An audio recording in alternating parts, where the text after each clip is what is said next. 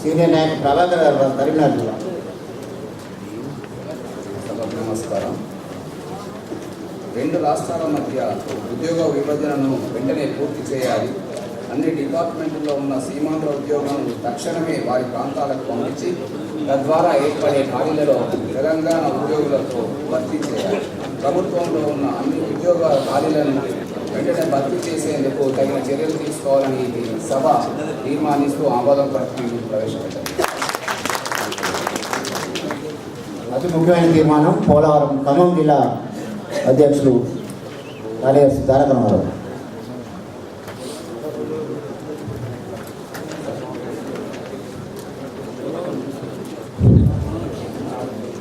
పెద్దలందరికీ ఖమ్మం పశ్చిమ జిల్లా పక్షాన తెలంగాణ ఉద్యమాలను తెలియజేస్తా ఉన్నాం. 2.5 లక్షల ఆదివాసీ ప్రజలను అపారమైన ఖనిజ సంపదను, అటవీ సంపదను జలసమాధి చేసే పోలవరం ప్రాజెక్టును రద్దు చేయాలి. పోలవరం ముప్పు ప్రాంతాల పేరిట సీమాంధ్రలో విలీనం చేసిన ముప్పు ప్రాంతాలను ఖమ్మం జిల్లాలోని కొనసాగించాలని, ముప్పు ప్రాంతాలను ఉద్యోగులను ప్రజలను తెలంగాణలో కొనసాగించాలని, కేంద్ర ప్రభుత్వం రాష్ట్ర విభజన బిల్లును సవరణ చేయాలని, అదేవిధంగా పోలవరం ప్రాజెక్టును రద్దు చేయాలని ఈ సభ తీర్మానించారు.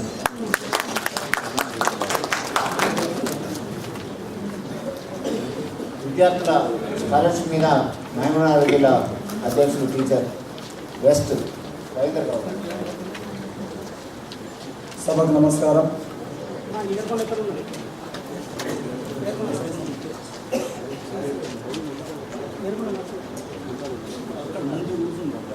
గత పాలకులు ఉద్దేశపూర్వకంగా విద్యారంగాన్ని నిర్లక్ష్యం చేయడం ద్వారా ప్రభుత్వ విద్యను సంక్షోభంలో పెట్టి ప్రైవేటు కార్పొరేట్ విద్యను ప్రోత్సహించడం మూలంగా వివిధ రకాల అక్రమాలకు కారణభూతాలు అవుతున్నాయి. కాబట్టి ఇటువంటి సంస్థలపై చర్యలు తీసుకొని విద్యా సంవత్సరం పూర్తి కావడం కూడా ప్రభుత్వం పేద విద్యార్థులకు అందజేయవలసినటువంటి స్కాలర్షిప్లు ఇవ్వకపోవడం మూలంగా విద్యార్థులు వారి తల్లిదండ్రులు తీవ్ర ఇబ్బందులకు లోనవుతున్నారు. కాబట్టి తక్షణమే ప్రభుత్వం స్కాలర్షిప్లు అందజేయాలని చెప్పి కోరుకుంటూ, మరియు కార్పొరేట్ వ్యవస్థను పూర్తిగా నిర్వీర్యం చేసి ప్రభుత్వ విద్యా విధానాన్ని పటిష్టం చేయాలని చెప్పి ఈ మహాసభ తీర్మానం చేస్తుంది. మీరందరూ ఆమోదం చెప్పాల్సిందిగా కోరుతున్నాను.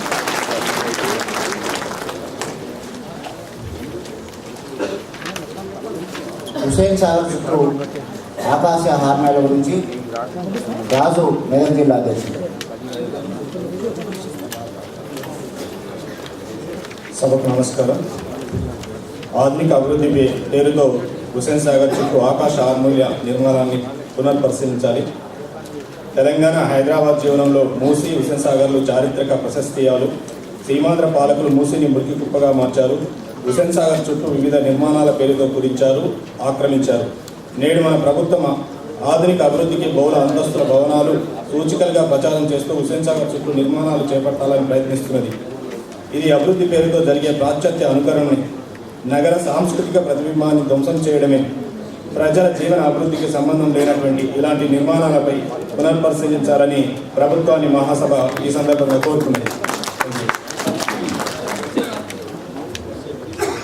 కూడా మెల్లగా చెప్పండి కొడుతున్నారు. విషయం కాకుండా చాలా ముఖ్యమైనటువంటి డాక్టర్ చీమ శ్రీనివాస్ హైదరాబాద్ సిటీ అధ్యక్షుడు. సభకు నమస్కారం. మిషన్ కాకతీయ మన ఊరు మన చెరువుపై తీర్మానం. అనాదిగా ఆధారులైన చెరువుల పునరుద్ధరణ తెలంగాణ ఉద్యమ ఆకాంక్ష.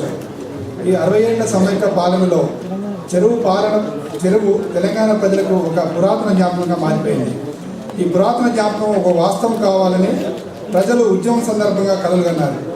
తెలంగాణ ప్రాంతంలో చెరువుల నిర్మాణం శాతవాహనుల కాలం కంటే ముందు నుంచే కొనసాగుతున్నట్లుగా మనకు చారిత్రక ఆధారాలు ఉన్నాయి. అయితే కాకతీయుల కాలంలో చెరువుల నిర్మాణం అత్యున్నత ప్రమాణంలో సాగింది. కాకతీయులు నిర్మించిన రామప్ప, పాకాల, నక్కవరం, గణపురం, బయ్యారం వంటి సముద్రాలను తలపించే చెరువులు ఇప్పటికీ సేవలందిస్తున్నాయి.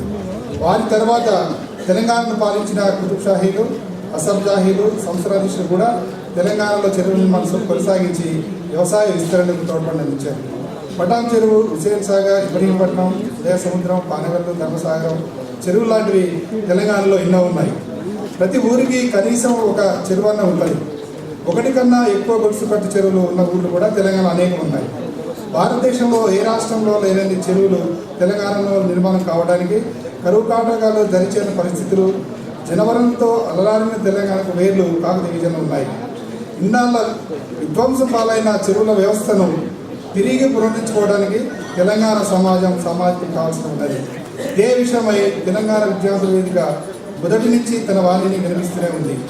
పరిశోధనతో కూడిన చెదిరిన చెరువు పుస్తకాన్ని రచించి విస్తృతంగా ప్రజల్లో అవగాహన కల్పించింది. తెలంగాణ ప్రభుత్వము ప్రతిష్టాత్మకంగా చేపట్టిన కాకతీయ మిషన్ కార్యక్రమానికి తెలంగాణ విద్యార్థుల వేదిక సంపూర్ణ మద్దతు ప్రకటిస్తున్నది. ఈ ఉద్యమం ఆకాంక్షను పూర్తి చేసేందుకు సంకల్పించినందుకు గాను రాష్ట్ర ప్రభుత్వానికి టీవీవీ అభినందనలు తెలియజేస్తుంది.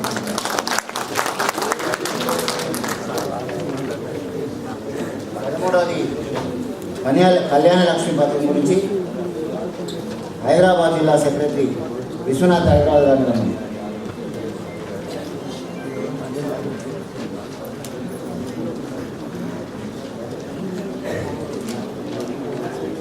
నమస్కారం. కళ్యాణ లక్ష్మి పథకాన్ని అన్ని వర్గాల పేదలకు వర్తింపజేయాలి. తెలంగాణ రాష్ట్ర ప్రభుత్వం ఎస్సీ, ఎస్టీ, మైనారిటీస్కు చెందిన పేద కుటుంబాల నుంచి వచ్చిన బాలికల వివాహానికి కళ్యాణ లక్ష్మి పథకం కింద ఇస్తున్న 51,000 రూపాయల ఆర్థిక సహాయాన్ని ఎస్సీ, ఎస్టీ, మైనారిటీ కుటుంబాలతో పాటు అన్ని వర్గాలలోని నిరుపేద కుటుంబాలకు విస్తరించాలి. బాలికల తల్లిదండ్రులకు ఈ ఆర్థిక సహాయం ఎంతో ఊరటనిస్తుంది. పెళ్లి చేయలేక ఆర్థిక సమస్యలతో సతమతమయ్యే పేద కుటుంబాలకు రాష్ట్ర ప్రభుత్వం తీసుకున్న ఈ నిర్ణయం చాలా హర్షించదగినది.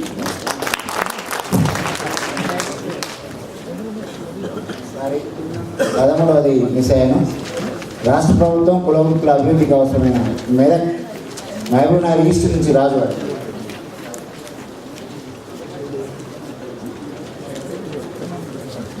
వేదికపైన పెద్దలు, సభలో ఆశీనులైన పెద్దలందరికీ పాలమూరు తూర్పు జిల్లా నుంచి ఉద్యమాభివందనాలు తెలియజేస్తూ, రాష్ట్ర ప్రభుత్వం కులవృత్తుల అభివృద్ధికి అవసరమైన బడ్జెట్ కేటాయించి ఆదుకోవాలి. రాష్ట్రంలో వ్యవసాయం తర్వాత ప్రధాన జీవనాధారమైన కులవృత్తులు ప్రపంచవ్యాప్తంగా అభివృద్ధి చెందుతున్న శాస్త్ర సాంకేతిక పరిజ్ఞానాన్ని అందుకోలేక దశాబ్దాల వలస పాలన వల్ల నిర్లక్ష్యానికి, వివక్షతకు గురవుతూనే ఉన్నాయి. ఫలితంగా వృత్తులన్నీ సంక్షోభానికి గురై కొన్ని వృత్తులు అంతరించిపోగా మరికొన్ని వృత్తులు జీవచ్చంలాగా కొనసాగుతున్నాయి. నాగరిక సమాజ నిర్మాణంలో ప్రధాన భూమిక పోషించిన కుల వృత్తిదారులు కొందరు ఆత్మహత్యలు చేసుకోగా మరికొందరు కొత్త జీత పట్టుకొని ఇతర పట్టణాలకు, రాష్ట్రాలకు, దేశాలకు వలసపోయి తమ కుటుంబాలను పోషించుకునే ప్రయత్నం చేస్తున్నారు. దీనివల్ల ఆ కుటుంబాలకు పెద్ద దిక్కు లేకుండా పోయి కుటుంబాలు భద్రత కోల్పోయి ఆందోళనకు, అశాంతికి, ఆవేదనకు గురవుతున్నాయి. ఈ పరిణామం అనివార్యంగా సామాజిక హింసకు కూడా కారణమవుతున్నది. మన సామాజిక హింసకు కూడా కారణమవుతున్నది. కాబట్టి తమ సమస్యల పరిష్కారానికి వలస పాలకులకు వ్యతిరేకంగా తెలంగాణ రాష్ట్ర ఉద్యమంలో పాల్గొన్న విషయం మనందరికీ కూడా తెలిసిందే. కాబట్టి తెలంగాణ రాష్ట్ర ఏర్పాటైన ఈ తరుణంలో ప్రభుత్వం స్పందించి కులవృత్తిదారుల ఆకాంక్షలను గమనించి వారి అభివృద్ధి కోసం బీసీ సప్లాన్ ఏర్పాటు చేసి వారందరి జీవనోపాధికి భరోసా కల్పించేందుకు కృషి చేయాలని ఈ మహాసభ నిర్ణయించారు.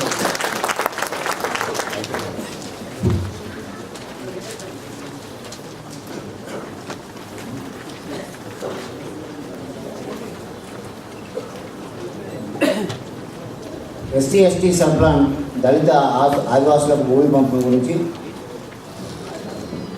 14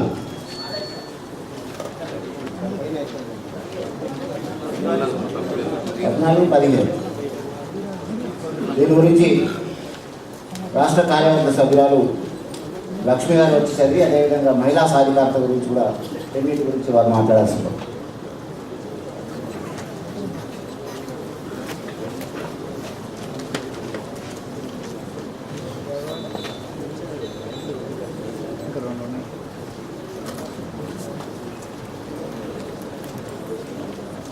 సభకు నమస్కారం.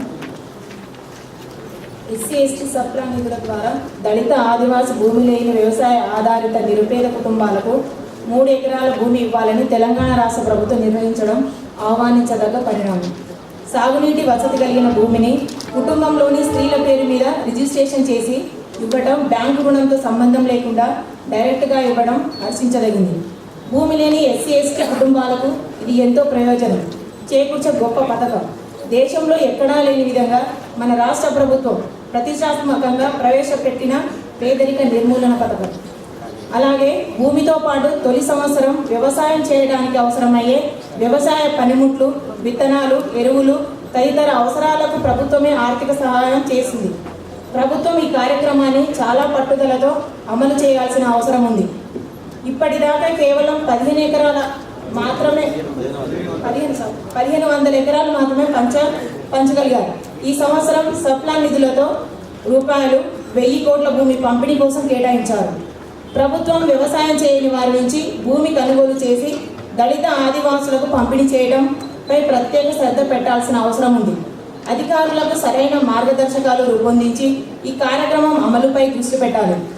గతంలో జరిగిన భూమి పంపకం లాగా కాకుండా బంగారు తెలంగాణ నిర్మాణంలో భాగంగా ప్రతి దళిత ఆదివాసి వ్యవసాయ కూలికి భూమి లభ్యమయ్యేలా చర్యలు చేపట్టాలి. ఎస్సీజెడ్లకు పరిశ్రమలకు ఇచ్చిన భూములు కాల పరిమితి దాటిన తర్వాత కూడా నిరుపయోగంగా ఉంటే అట్టి భూములను గుర్తించి వాటిని ఈ పథకం కింద పేదలకు పంచాలి.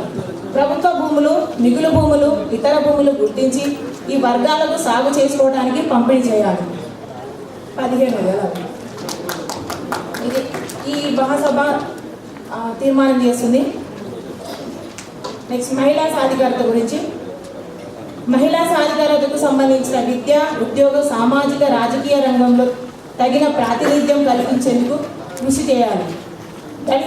దళితులకు, పేద వర్గాలకు ప్రభుత్వం కేటాయించే భూమి, ఇండ్లు స్త్రీల పేరుపై ఇవ్వాలి అని ఈ మహాసభ తీర్మానం చేశారు. అలాగే 15 అనేక పోరాటాలు, ఉద్యమాల ఫలితంగా వచ్చిన చారిత్రాత్మక ఎస్సీ ఎస్టీ సప్లాన్ చట్టం దళిత ఆదివాసి ప్రజలకు అభివృద్ధిపై భరోసా ఇచ్చింది. జనాభాలో వారి నిష్పత్తి ప్రకారం నాళిక బడ్జెట్లో నిధులు కేటాయించి వారి సంక్షేమం కోసం ప్రత్యేక పథకాలు రూపకల్పన చేసి ఎస్సీ ఎస్టీ వర్గాలను శాశ్వత పేదరికం నుంచి బయటపడేలా చర్యలు చేపట్టాల్సి ఉంది. ముఖ్యంగా తెలంగాణ రాష్ట్ర ప్రభుత్వం సీరియస్గానే కృషి ప్రారంభించింది. ఈ సంవత్సరం బడ్జెట్లో ఎస్సీ సప్లాన్కు రూపాయలు 7,579.44 కోట్లు, ఎస్సీ సప్లాన్కు రూపాయలు 4,559.81 కోట్లు నిధులు కేటాయించింది. చట్టంలో అభివృద్ధి నిరోధకమైన క్లాజులను చట్ట సవరణ చేసి తొలగించాలి. చట్టం వాలిడిటీ 10 సంవత్సరాలు మాత్రమే అన్న క్లాజును తొలగించాలి. మౌలిక సదుపాయాల కల్పనకు ఎస్సీ ఎస్టీ సప్లాన్ నిధులకు ఉపయోగించరాదు. ఈ ఆర్థిక సంవత్సరంలో ఖర్చు కాని నిధులని వచ్చే ఆర్థిక సంవత్సరంలో ఆ వర్గాల అభివృద్ధికి కేటాయించేలా సవరణ చేయాలి. నోడల్ ఏజెన్సీని పటిష్టపరిచి ప్రత్యేక ఫైనాన్స్ సెక్రటరీని నియమించాలి. నిధులను పూలింగ్ చేసి నోడల్ ఏజెన్సీకి ఇవ్వాలి. నాన్ లాక్సిబుల్, నాన్ డైవర్టబుల్ పరిగణించాలి. జిల్లా స్థాయి పర్యవేక్షణ కమిటీలను ఏర్పాటు చేసి కార్యక్రమాల పురోగతిని ఎప్పటికప్పుడు సమీక్షించాలి. రాష్ట్ర స్థాయి ఎస్సీ ఎస్టీ డెవలప్మెంట్ కౌన్సిల్కి పౌర సమాజం నుంచి ప్రతినిధులు తక్షణం నియమించాలి. చట్ట అమలుకు ఇంతవరకు మార్గదర్శకాలను రూల్స్ తయారు చేయలేదు. తక్షణం మార్గదర్శకాలను తయారు చేసి చట్టం పటిష్టంగా అమలు జరిగేలా అధికారులకు ఆదేశాలు ఇవ్వాలి. నోడల్ ఏజెన్సీని పటిష్టపరిచి నోడల్ ఏజెన్సీకి పథకాల రూపకల్పన, పర్యవేక్షణ, సమీక్ష చేసి అధికారులు అప్పచెప్పాలి. చట్టం పటిష్టంగా అమలు కావడానికి చిత్తశుద్ధి కలిగిన అధికారులు పోషణ చేయాలి. ఈ మహాసభ ఈ తీర్మానం చేసింది. Thank you.